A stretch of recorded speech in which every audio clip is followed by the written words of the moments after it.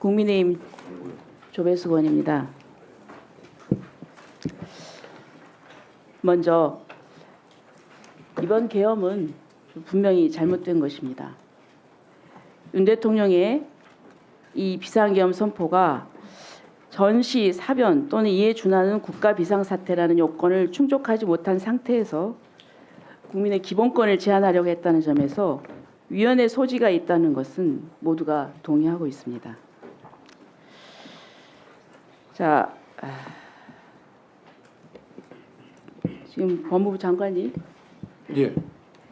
지금 법무부 장관님도 그 탄핵 소추 대상이죠.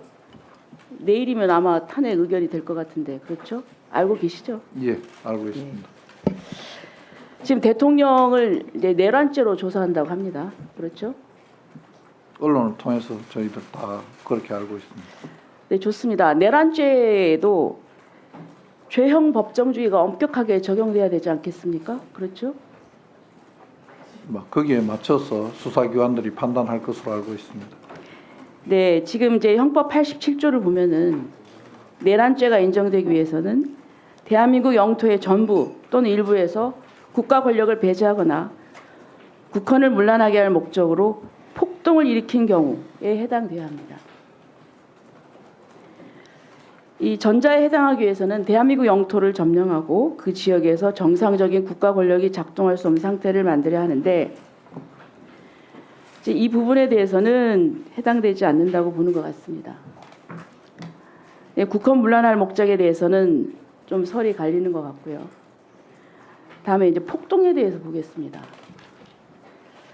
대법원 판례를 보면은 폭동의 내용으로서 폭행 또는 협박은 일체 유형력의 행사나 외포심을 생기게 하는 해악의 고지를 의미하는 최광의 폭행 협박을 말하는 것으로서 이를 준비하거나 보조하는 행위를 전체적으로 파악하는 개념이다.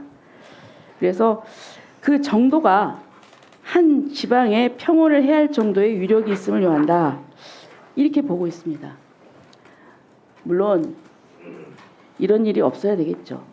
하지만 과연 이것이 내란죄냐, 이 부분은 우리가 좀 신중하게 접근을 해야 된다고 생각을 합니다. 조용히 하세요. 조용히 하세요. 아무리 그래도 법적 절차를 지켜야 되고 부끄럽지 않으려면 제대로 헌법과 법률에 의해서 적용을 하고 해야 됩니다. 조용히 하세요.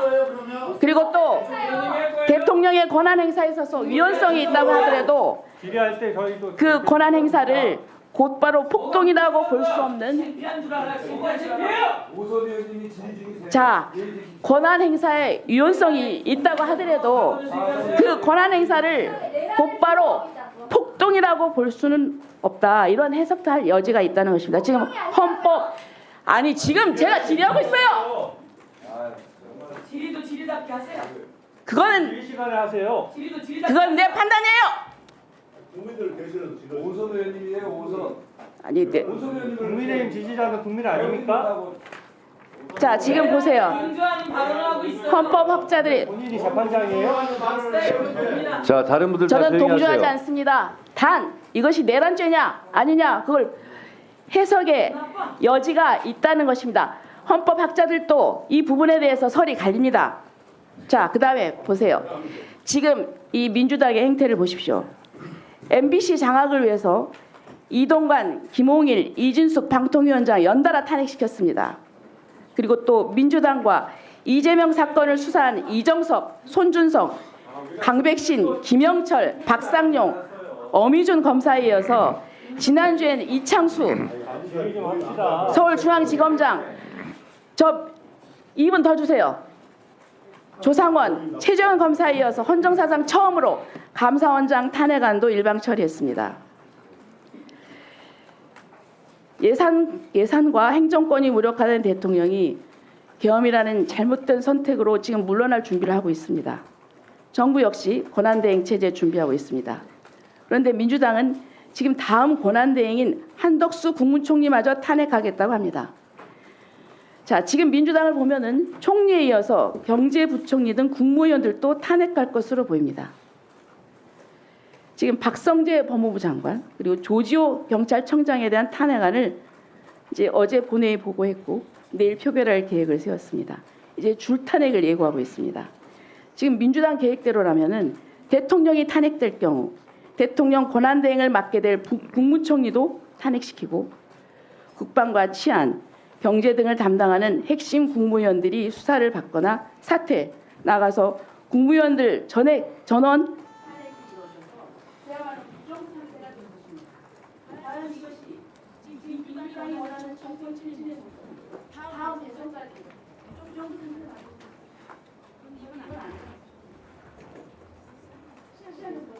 안 드리겠습니다. 시간을 더 드릴 이유가 없습니다. 중단한 적이 없어요. 자, 수고하셨습니다. 그 한 말씀 드리겠습니다. 그만하세요. 진행합시다. 조진우 의원, 그만하세요. 지금 몇 번째 제가 무슨 말 할 줄 알고 그만하라는 거예요? 예? 회의잖아요.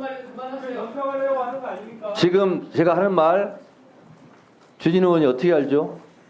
아니 지금 뻔하잖아요. 매번 조배숙 의원이 발언할 때 민주당 의원들도 국민의힘 의원들도 자꾸 끼어들어서 발언을 방해하거나 이런 발언을 자제해 주시기 바랍니다.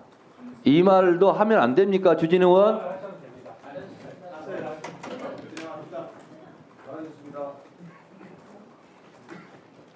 이어서 한 말씀 더 하겠습니다. 오늘 전 국민이 지켜보고 있고 그리고 국회의원들의 발언 하나하나에 국민들의 감정이 출렁입니다.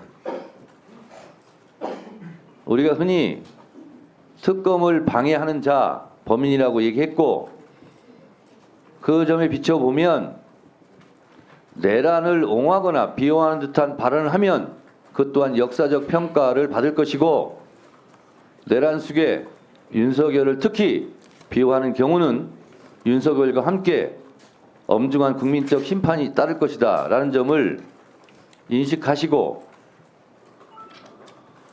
헌법과 그리고 국가와 국민을 위해서 충심을 가지고 발언하시는 것을 기대하겠습니다. 김용민 의원님 질의해 주세요. 네, 저희가 지금 이 질의를 하고 있는 이 시간 자체가 굉장히 찹찹합니다. 이 상황을 진짜 모든 국민들이 굉장히 무겁게 바라보고 계세요. 그동안은 우리가 여당 의원님들 동료 의원이 이렇게 말씀드렸는데 지금은 그게 아닌 것 같아요. 어떻게 현직 대통령이라는 사람이 국회에 개헌군을 보내서 국회의원들을 잡아들여라, 문도 부시고 들어가라 이런 얘기까지 한 마당에 아직도 그 대통령이라는 사람을 그렇게 보호하고 싶습니까? 정말 이건 정치적인 문제가 아니라 사람으로서의 기본적인 마음이 없습니까? 그게 부끄럽지 않으면 정말 사람이 아닌 거 아닌가요? 거기에 대해서 분노하지 않으면 정말 사람이 아닌 거 아닌가요? 어떻게 그걸 옹호하고 있습니까? 이 자리에서 지금 고상한 법지식 들이대면서 옹호하는 게 잘하는 겁니까 지금? 차라리 할 말 없으면 침묵하고 정말 옹호할 말밖에 할 말이 없으면 차라리 질의를 하지 마시고 토론을 하지 않으시는 게 국민에 대한 최소한의 도리고 양심 아닐까요? 저는 지금 너무 화가 나서 질문을 이어가기가 정말 힘들 정도예요. 그런데 어떻게 그걸 옹호하고 있나 진짜 이해가 안 갑니다. 그리고 저희가 지금 국회에 쳐들어온 개헌군 그리고 국회 의원들이 잡혀갈 뻔했다라고 하는 것들이 지금 우리 의원들 안위를 위해서 그런 게 아니지 않습니까? 만약에 그날 우리가 계엄을 해제 못했으면 국회가 의결 못했으면 지금 대한민국 어떻게 됐겠습니까? 얼마나 많은 사람들이 피를 또 흘렸겠습니까? 국격은 지금 계엄을 해제시켰음에도 불구하고 이미 바닥으로 떨어져 있고 경제 상태는 지금보다 더 헤아릴 수 없을 만큼 망했을 겁니다. 대한민국을 정말 50년 전으로 후퇴시켰을 만한 그런 중차대한 일을 간신히 막아낸 것이에요. 막아내서 우리 눈앞에 피가 안 보이니까 지금 별거 아닌 것처럼 보이는데 그렇게 착각하면 안 됩니다. 정말 많은 사람들이 피를 흘릴 뻔했어요. 여기 앉아 계신 분들 정부 관계자 몇 명 빼고는 이 자리에 있을 사람 별로 없습니다. 이 자리에서 취재하고 계신 언론인 여러분들도 이 자리에서 이렇게 자유롭게 취재할 수 없을 겁니다. 다 같이 어딘가에서 끌려가서 고문당하고 있겠죠. 하지만 우리가 고문당하는 게 문제가 아닙니다. 평범한 일상 시민들의 삶이 다 망가져버렸을 것이라는 거죠. 그걸 간신히 막아냈는데 어떻게 그 세력을 옹호하고 있습니까? 자, 그러면 지금부터 잠시만 주목해 주시기 바랍니다. 제가 구독자분들을 위해서 선물 하나를 준비했는데요. 제가 항상 여러분들께 드리는 말씀이 있습니다. 뉴스만 평소에 잘 챙겨보셔도 돈이 되고 돈을 벌 수 있다라고 말씀을 드렸는데요. 여러분들은 여기 보시는 삼성전자 뉴스를 보고 어떤 생각이 드세요? 아니면 정치인들의 뉴스, 날씨 뉴스를 보고는 어떤 생각이 드시나요? 그냥 뉴스만 보고 끝내는지 아니면 이 뉴스를 어떻게 이용할 수 있는지 이 부분을 고민하고 계시는지를 되물어보고 싶습니다. 그 이유가 뭐냐 하면 제가 지난번에 여러분들께 뭐라고 말씀을 드렸었죠? 지금은 반도체 섹터를 눈여겨보셔야 한다고 말씀드렸습니다. 그리고 나서 이런 썸네일들 뉴스를 통해서 많이 보셨을 겁니다. 반도체 내용이 이슈가 됐을 때 부자들은 어떻게 생각한다? 반도체 관련주들은 뭐가 있는지, 어떤 종목이 가장 좋은지, 어디에 투자해야 돈이 몰리는지 자연스럽게 생각한다고 제가 말씀을 드렸죠. 그 이유가 뭐냐 하면 부자들이 봤을 때는 이슈가 곧 돈으로 이어지고 그 이슈가 나에게 돈을 벌어준다는 경험적 확신이 있기 때문에 부자들은 항상 이런 사회적 이슈를 관심 있게 챙겨본다고 제가 말씀을 드렸습니다. 이번에도 마찬가지인데요. 제가 지난번에 시청자분들과 함께하는 주식으로 수익 내기 이벤트를 진행했었죠. 당연히 100% 무료로 진행을 했었고요. 여기 보시면 아시겠지만 제가 지난번에도 구독이라고 보내주신 모든 시청자분들께 반도체 관련주 중에 가장 크게 급등할 딱 한 종목, 많은 종목도 아니라 한미반도체 한 종목을 여러분들께 추천드렸어요.